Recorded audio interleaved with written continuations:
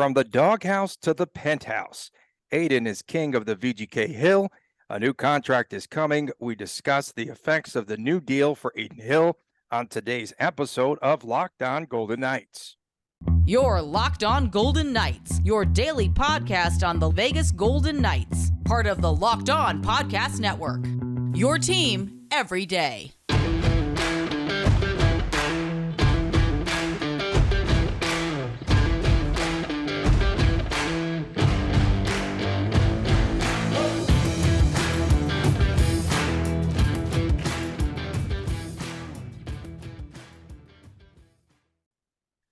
Hi again, everyone. Tony Cardasco, Chris Golick from Las Vegas.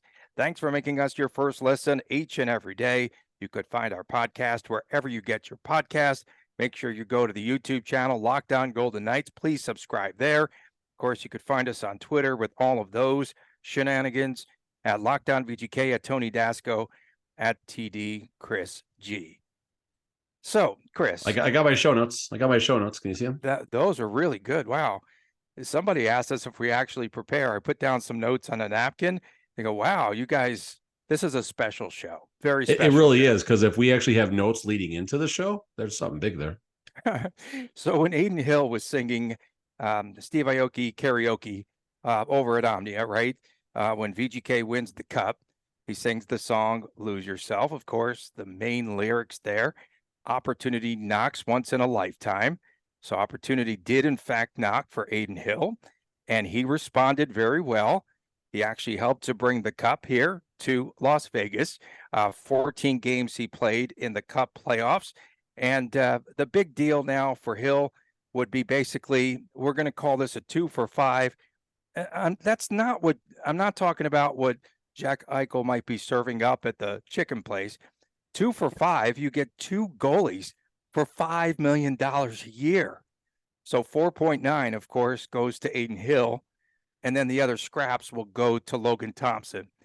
What are the effects of this contract, Chris? Word came down. We found out about it on Sunday. Definitely no Ivan Barbashev, I would have to imagine. I wanted to get your reaction of this signing of the contract, and we're recording on Sunday night, full transparency, with my napkin notes and all. And so I wanted to get your reaction. Wow, those are really interesting. Wow, yours is more legible than mine. I wanted to get your reaction, Chris. Yeah, so I mean, first of all, it's not a done deal. There hasn't been a formal announcement yet. Friedman broke this around noon Vegas time, and we're all kind of following suit, but it seems like an official announcement will be coming probably somewhere around Monday at 5:00 to be official. Tony, is that how that news goes? Dump, yeah, how the news dump goes. Right during the NHL Awards, they'll probably announce it. So bad, it's so funny. What this means, first of all, listen, 4.9 is more than I think anyone would have wanted to allocate to Adin Hill. Let's not beat around that bush or hill. That's so bad. Let's not beat around that in any way, shape, or form. 4.9 feels like an overpayment. I don't think he's given much of a hometown discount to the VGK. I can't imagine he would have had a whole lot more outside. I mean, maybe someone was knocking on the door at 5.5. Maybe like San Jose said, hey, we'll bring it back at 5.5 million to drive the price up a little bit. Maybe a little insider trading going on. So face value, Adin Hill at 4.9, I don't like it. Do I like Adin Hill plus Logan Thompson for 2 years at 5.6 million approximately 5.6, a season? No, where are you coming up with that? It's 4.9 plus about 700,000, right? Yeah, that's about 5.6 million dollars, right? 4.9 plus 600,000. Okay, go ahead. It's a good number to shore up 2 very good goaltenders for the next 2 seasons. What does this mean for the lineup? First and foremost, Barbashev.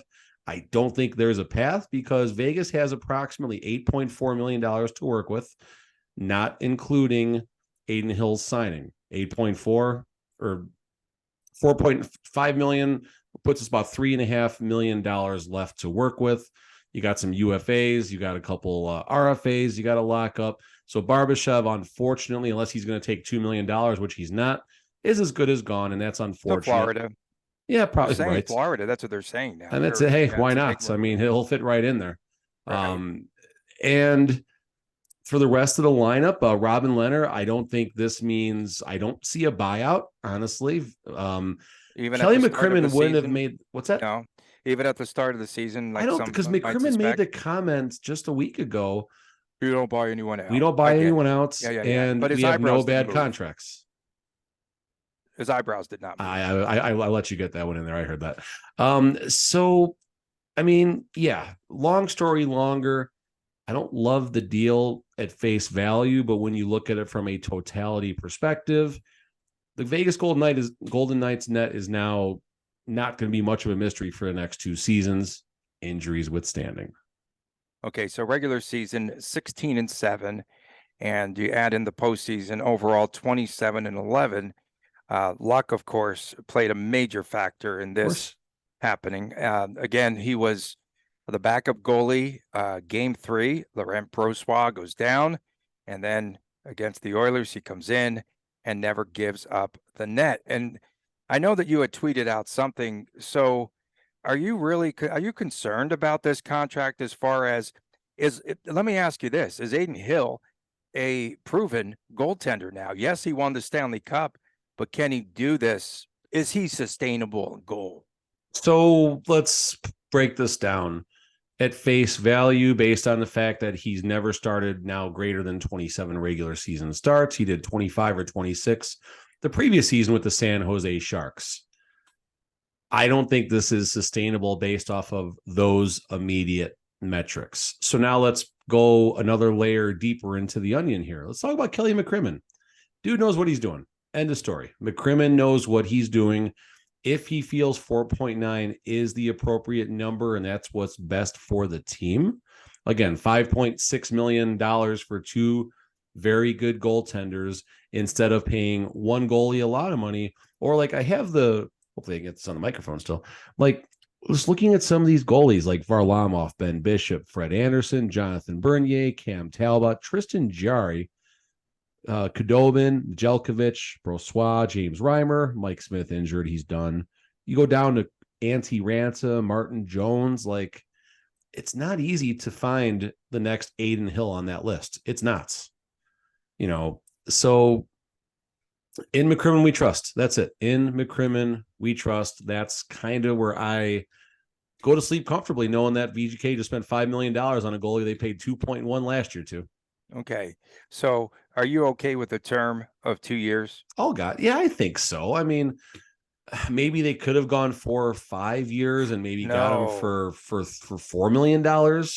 Yeah, maybe. Yeah, that's a good possibility. That's true. You don't need to do those things. And we've talked about this. I mean, there's 2 walks of life for the goaltenders right now. You got Vasilevsky, you got Hellebuck, you have these high-priced goaltenders, even Marc-Andre Fleury still in that ballpark. These incredibly high-priced goaltenders, and then you look at what you're getting, Yes, Vasi, Marc-Andre Fleury are Stanley Cup winners. Connor Hellebuck is not. There's other high-priced goalies out there that I'm drawing a blank with that are not, producing Stanley Cups. VGK has a very goaltending-friendly defense. Yeah, Shesterkin, God, he's amazing. He's amazing. But he's not winning cups. No, he's not. Early in his career, I think that's going to change. I think he'll win a cup before Connor McDavid. There we go. Poor Connor McDavid. How has Connor McDavid become the punching bag all of a sudden of jokes? Because Jack Eichel won a cup. Because Eichel won a cup. Because Eichel did win the cup. So I have to again, and I hate to beat a dead horse here, but that's what we do. So Logan Thompson was number 1 before he goes down. He is number one still. He is still number 1. He can't be number 1. No, there's no way. There's no possible way. No way. Side bet, Logan Thompson starts game 1 next year. You're not going to the preseason game. No. You're not going to pay. You will not be paying Adin Hill close to $5 million, and then the bargain basement guy you're going to have as the starter. No. And yes, they will platoon, and it's a good combination to have. Also, what happens to Larry Brossoit now? Oh, Brossoit's gone, right? I would think. I mean, I honestly, what's he going to do? He's not going to get re-signed by the Vegas Golden Knights, and someone's going to. Is this the hashtag Stanley Cap coming back? Stanley Cup. It depends on what they do. I mean, they still have, call it 4 million and change to work with, assuming Leonard has to be out. He makes $5 million. The Vegas Golden Knights don't have $5 million to work with now, assuming this Adin Hill deal comes to fruition, which is probably why it hasn't been announced. They're probably waiting for the proper walking papers from Robin Lehner, I guess. But I do think that this is still going to be Logan Thompson's Nets. Logan outstarted him basically not 2-1 necessarily. He was on a pace for 2-1, injuries withstanding. It won't be that. It will not be 2-1 though this year. I don't think it'll be 2. I'll bet you Logan. I'll take Logan Thompson starts more even. Games. No health could be an issue, but health withstanding, Logan Thompson starts more games. There's and then no Logan way. Thompson starts game 1 of next season. No, game 1 regular season. You're paying Adin Hill all of this loot, and there's no way now. And we had this old adage, right, about you could never lose your job due to injury. Remember that in sports, like especially growing up? Football thing, but yeah. Okay, so he shouldn't lose his job. Yes, he should still be number 1, perhaps. Logan's the better goalie of the two. Wow, that would really suck if you're Logan. I think it's a demotivating thing to me if again. But he signed a contract. Logan's got his contract. I get it. I mean, he's got to work his way up. Maybe they can restructure it and help him out a little bit, because that, to me, doesn't make all the sense in the world. And as much as you say, okay, I know that you're making, about 5 times as much as me on the show. And I'm a little bit bitter about that, bro. I really am. But you're okay with the term, and you're okay, man. I don't know. I still don't know that Adin Hill would have gotten that amount of money from anyone. I don't think they would have paid him that much. They might have doubled it to $4 million. I'm with you that Adin Hill, I don't think he gave a hometown discounts. No, there's no discount. And he's not, and to be fair, he doesn't have to. Like, listen, Adin is part of, a brotherhood of professional NHL athletes where, it's like when you buy a house, right? How do you value the house that you're buying? You look at the comps in the area. How do you value your house when you sell it? You look at the comps in the area. That's what the banks look at when they tell you how much you can loan against and how much they will give you when you are buying a house. So it's the same exact thing for the goaltenders. A lot of NHL players, probably in upwards of 90% of the NHL players are in that's I'm shooting at the hip, guys. But most of the NHL players feel it's a responsibility to get every single penny that they can because, the rising tide lifts all the boats, that type of theory. So I'm not against Adin Hill getting paid, and I don't think anyone in Vegas should give him crap for it. No. I'm not against him. I'm not opposed to him getting paid. I'm just, again. I mean, could he have gotten 5.5? Was there really a buyer for $6 million? I don't think so.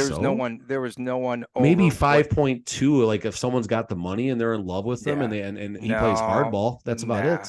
Nah, I don't think so. I think not a measurable difference. We agree. I thought 4 to 4.5 might have been the ceiling anyway. I don't think Mike McKenna. I had a good take. He said on the NHL Network he felt Carolina was going to make a play in the 4.1, 4.2 range, and I thought that was a good number. I mean, you got to double your salary. Yeah, that would have been cool. And he gets the tax savings staying in Vegas too. Like that's the other thing. That 4.9 is really what 5.0. 5.9. 5.9. Yeah, something like that. And of course, the Larry Johnson jersey sealed the deal. Of course, that definitely. Yeah, I mean, listen, Adin, he's a legend here now, right? Yeah, he's a legend here. We love him.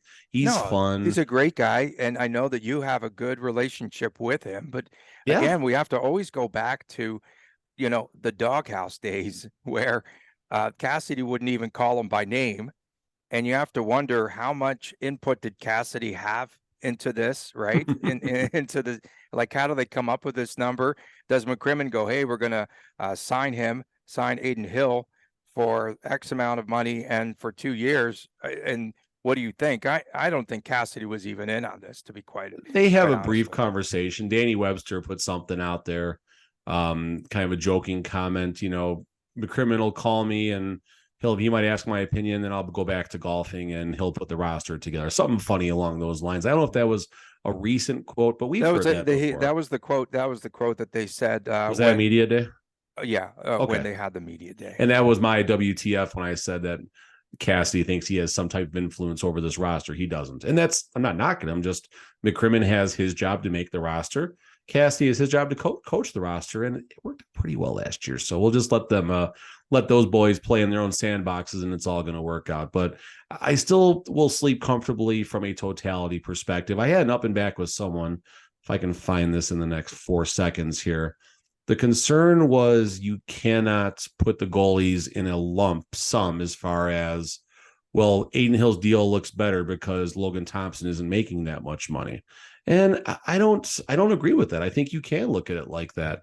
That's like saying when we traded Pacioretty for future considerations, it didn't give us anything. We didn't get anything in return. On paper, no, we did not get an asset in return, but we did get $6 million or $7 million in money to use for Riley Smith, for Nick Hague, for Nick Waugh, for Keegan Kolesar. So everything matters in the totality. We're paying 5-point change for 2 quality NHL goalies who hopefully will log 70 or more of the 82 starts. Coming up next, we have our reactions to some of what Bill Foley said on the 32 Thoughts podcast. That was fun. Exfoliating. Coming up next, right here on Locked On Golden Knights. For a championship team like we have right here on Locked On Golden Knights, it's all about making sure that every player is the perfect fit.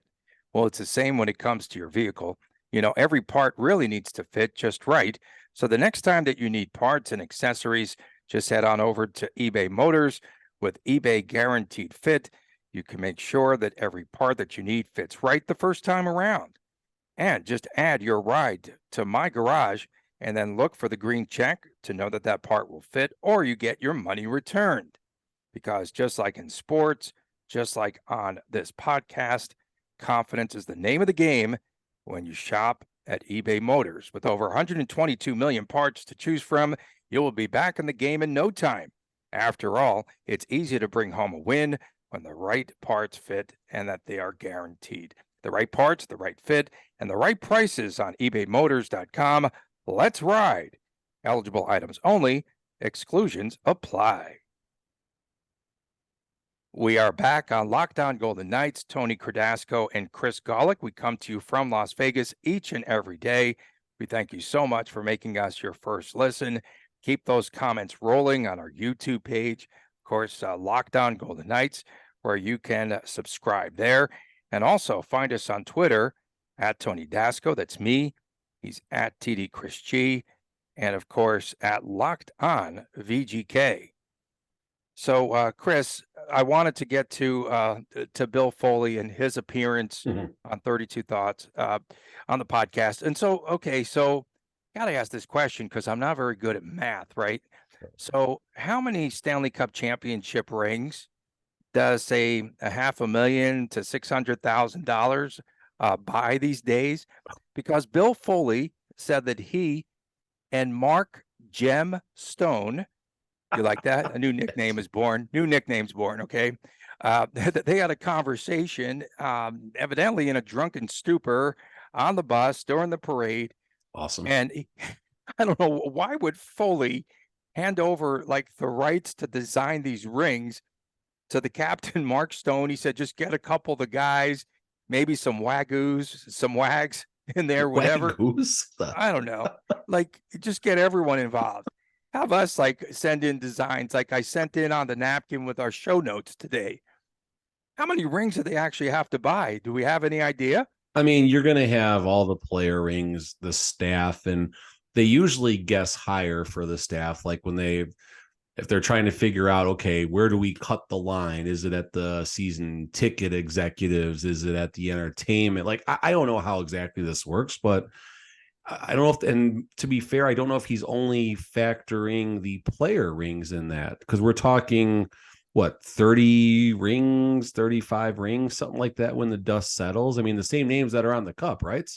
Yeah, and then like people like Precision should get something, right? Like if you played on the team this year, I think there's a lot of rings. Something. I think there's a lot of rings that. So I mean, let's just call it for people that have skated on the ice as a it's not just going to be that.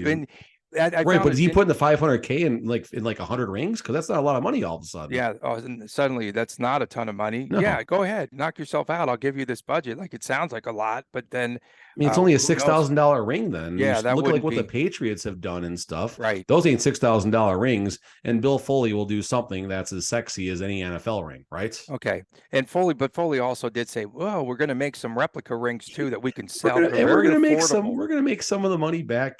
We're gonna make some of that money back. Come on, Bill, lighten up, man. He's honest, dude. Foley, he's always on. Like he would be a brilliant. I don't mean interview, just a brilliant conversation to hear the way he thinks and approaches his commerce and his business. I mean, it is really wonderful listening to, I mean, he gives interviews like Bruce Cassidy as far as just in-depth talks about He almost his talks too much. perspectives. He almost talks too much and he gets in trouble.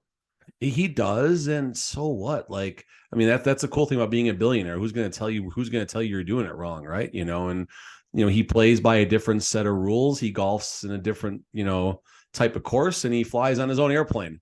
So he can make his own rules and handle things the way he best sees fit. But he's always on. He is always on. You can hear him, talking about how he's approaching business and ticket sales and visiting teams in the arena. I'm sure you're going to take us down that path, or I'll get us there later. No, you could get us there. Yeah. So I'll take us there right now then. So there's one thing that I thought was blatantly false in this entire, just one. And fair enough, there might be more, but this definitely was wrong. He feels they've done a really good job at limiting the road teams to coming to T-Mobile. Now, listen, the Florida Panthers, fine, they didn't travel. The Dallas Stars didn't travel well because it was EDC. Because of EDC. Yeah. EDC, so yeah. No rooms, no hotel rooms. Yeah. Oilers traveled pretty well. Winnipeg wasn't bad, but the regular season, I've been in that place for 50-50 splits before. Now, to be fair, it's changed a little bit since season 1 because the honeymoon is over, right? Everyone has to see their team in Vegas as fast as possible. But the Detroit Red Wings are still going to bring 20 to 25% of that arena, is going to be visiting fans. The Caps travel well. The Blackhawks still travel well. Every Canadian team travels well. There is many more than, 8 to 10% of the arena. And like Foley says, they have a small pocket here, but they're never in front or in back of each other. Like, I don't know. I mean, Foley obviously knows his business better than me, but I know the eye test from sitting in the back of 217 and sitting on press row. And there were a lot of games where there was many more than 1,000 or so visiting fans, Foley. So you might be hitting that wine a little too hard before you, when you made that statement. He did say he was overserved at the parade. He did say that. Yeah. And he also said something interesting. Of course, pretty much his recipe to success would be to set unreal expectations and then exceed those expectations. Great. And you like that quote a lot. That's his approach to business. That's literally the best life advice you can get from a business perspective. Whatever the most outlandish goal that you can achieve, put it out there. And then beat it. Like, that's not to make this, a cheesy, self-help video or anything like that, but literally find me a better piece of advice to live by, because I love that from a business perspective. I effing love it. There you go. Since we're on that train still, William Karlsson. Okay. And Foley did say, again, one of the recipes for success, if you will, with the team, it was to sign an elite center, elite forward, elite defenseman. Sounds familiar. I know you went down that path last week, of course. And so he said you build around those players, obviously, but this was their formula. And so the elite center would have to be Jack, of William course. Karlsson. Oh, Jack Eichel. Okay, yeah, him too. Yeah. And then the top forward would be Gemstone. Yeah. Yeah. I mean, financially, sure. Yeah. Right. And then, of course, the defenseman would be Pietrangelo. Exactly. But they kind of took your formula and building, through the strength up the middle. Well, with this team. McCrimmon's been saying this for a while, and you have to have, like, you look at, we hit this harder last week, so we'll do the condensed version of it, but Blackhawks, Jonathan Taves, Duncan Keith, Pittsburgh Penguins, Crosby, Letang, Tampa Bay Lightning. Of course, you're going to have Hedman and Kucherov. We can go on and on and on. There hasn't been too many teams in recent history, and even going back to the Blues, Pietrangelo, and Tarasenko, Ryan O'Reilly as well. They're both, 1A as far as I'm concerned there. So you can keep on going for a long time, Steve Yzerman, Nick Lidstrom, like how the importance of having a one center and a one defenseman is. We the ones. That's was my article for Vegas Hockey Now, kind of going a little deeper into that. The Caps, I think, are the last team I can recall. I really didn't have that center and big defenseman, but it worked for them. And the Vegas Golden Knights, they didn't have that number one center, number one defenseman to lead them all the way to the promised land in season 1. Okay, so I have to ask the question about VGK now. You had tweeted out something to the effect. It always scares me when I hear this. Right, I'm going to hold you to it. Please. And don't delete it. No, you never do. Neither do I. No, I was going to ask you about a statement that you made about, well, this is going to be now because you don't have Barbashev, no Bluger, and maybe some of the other parts, who knows. But you did say this is the team that VGK started out the season with a year ago. Was that good? Was that a good team? Because you know what? Like at times they started to struggle, and I don't know. I'm just asking. I have to ask the question of you. It's a fair statement because listen, let's go. How do you and I started, the podcast really about in the end of August, early September last season. How deep can this go? How good are the Golden Knights? And we both said, second, third in the division. They're probably going to, start a little. We both had them for a mediocre to slow start. You thought they were going to be a little weaker. I thought they'd be kind of middling. And then we thought there'd be pockets where they would do well. We credited the fact that there are a lot of veterans on the roster who know, how to turn it on and when it matters to turn it on. Well, they certainly overachieved a little bit, give them all the credit in the world for that. But I think now with the Adin Hill signing, basically in the immediate future, hopefully it's not, until it's done, it's not done. This can be literally to a T the same exact opening day roster now. I can't think of a single player that's going to be traded from the top 18 that started season 1. And maybe Paul Cotter, Pavel Dorofeev, maybe that's the battle in the wing. One of them might sit or something like that early on. Ben Hutton played the first game because Nick Hague had just signed his contract with his restricted free agent deal and everything. So this roster, they got it done, and there's going to be injuries. There's going to be situations that present themselves and opportunities. And McCrimmon's still going to keep working the phones, and I think it'll be fun this week. There's still some free agents out there that Vegas might be able to shiny new toys. No, man, they're going to be gently used with ailing knees, but there's certainly some toys out there that Vegas might get in some pretty big names, and we'll save that for later in the week as free agency approaches, after the draft. Okay, holy smokes, man! This is going fast. This is going Barbashev, fast. No, I wasn't saying about that. Barbashev and Tkachuk would be just insane. Coming up next, VGK is they're really getting skunked in the NHL Awards, which are coming up on Monday night. We'll talk about that when we return right here on Locked On Golden Knights. Welcome back to Locked On Golden Knights. Tony Cardasco, Chris Golick from Las Vegas. We appreciate you making us your first listen each and every day. Find us on YouTube, Locked On Golden Knights. Subscribe there. So VGK Communications, Chris, tweeted out that worth noting that the 2023 Golden Knights are the first Cup champion without a regular season awards finalist since 1995, 28 years. Since 1995. So VGK fans, if you're expecting something, I'm sure they'll salute the Golden Knights at some point during the show. Probably not. But if you're expecting awards and more hardware, forget about it, as they say in the hood. Yeah, I mean, I'm looking down the nominees right now, trying to find an area where Jim Golden Gregory, Knights... maybe the GM. I know. Yeah, I honestly... Jim Nill, right? Jim Nill from Dallas, and then I don't understand what Jim Nill did to get that. What's Sweeney different about that team? From Boston. Sweeney will win it from Boston, and Bill Zito from. Oh, I think Zito should. I think Zito wins that. Also, what changed with the Bruins year over year besides the coach? Oh my goodness, no, they were awfully good, and they set the record. Oh, they were good, but I think Bill Zito was a better general manager at building a team who had lost, some key components and had players MFing them on the way out. Look at the run they went on. Okay, so no Don Sweeney. Okay, Jack Adams. Jack Adams. This is where we got hosed. Okay, so Dave Hackstall, of course, from Seattle. They did a good job. Jim Montgomery from, of course, Boston. and Lindy Ruff. Sorry, Lindy. So that means Lindy's not going to win. Hackstall is I think Cassidy over Hackstall should have been in the top three, but it's Montgomery's ward anyway. It doesn't matter because it's based on the regular season anyway. Yeah, but still no nomination. Oh no, I think Hackstall was great, maybe even brilliant, but Cassidy was better. Okay.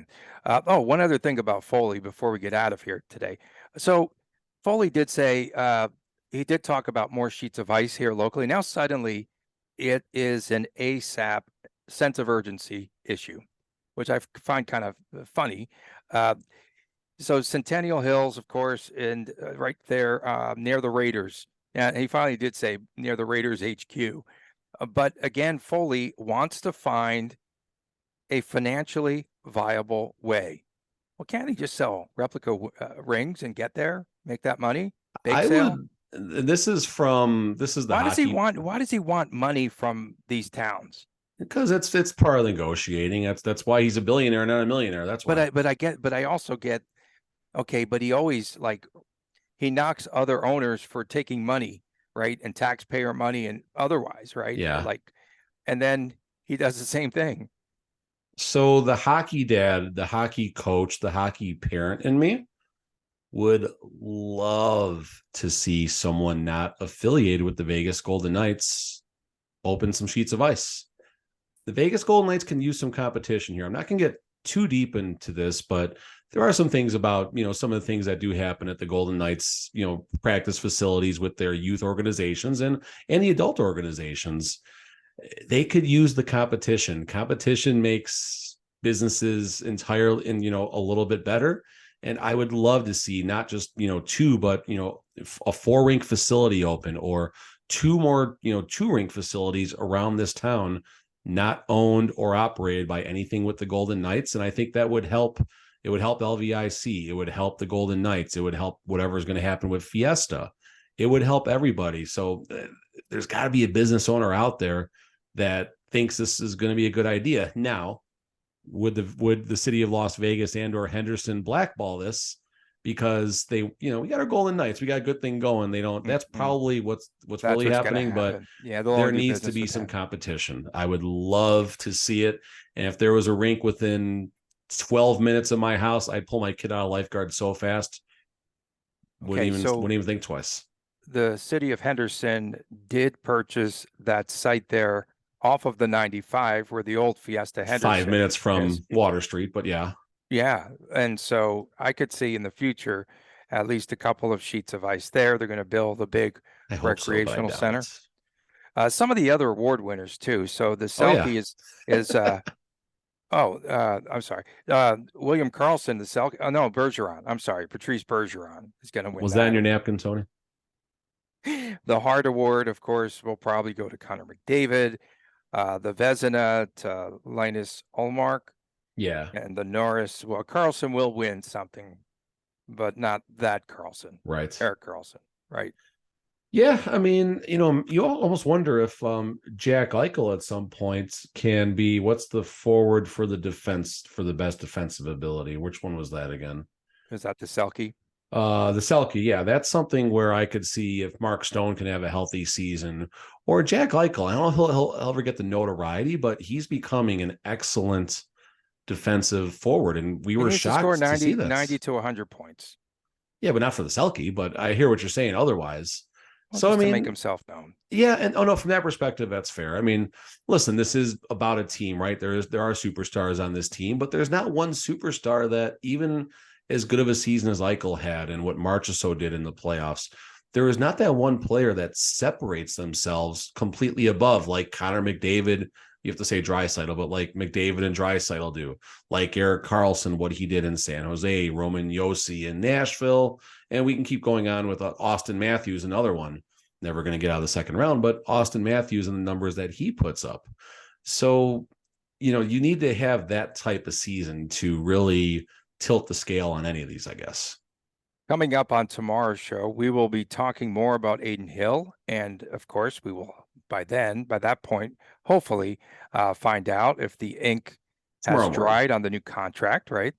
So that could be coming up, headed your way. And then also, I'm sure we'll have some reaction on the NHL Awards. schedule much, coming much out more. soon too. That seems like They're that's around talking the about corner. I hear Tuesday. keep hearing Yes, Tuesday. some people say Tuesday. I heard it could be this week. Last year, I look back, it was the first week, second week of July. So the NHL, I don't know why do they have to play stinking games with us. In any event, for my man Chris Golick, I'm Tony Cardasco from Las Vegas. We appreciate you tuning in. Thanks for reading my napkin comments on the outline of the show. Could become a regular thing. No, it's never going to happen. We appreciate you tuning in. And don't forget, Fridays is What the Friday. Feels like a and segment especially coming, a all napkin of our- segment. Yeah, all A of napkin our segment. everydayers. Napkin segment. What night should that be? I don't know. Everydayers, the people that tune in and put up with us each and every day. Take care. We'll see you tomorrow right here on Locked On Golden Knights.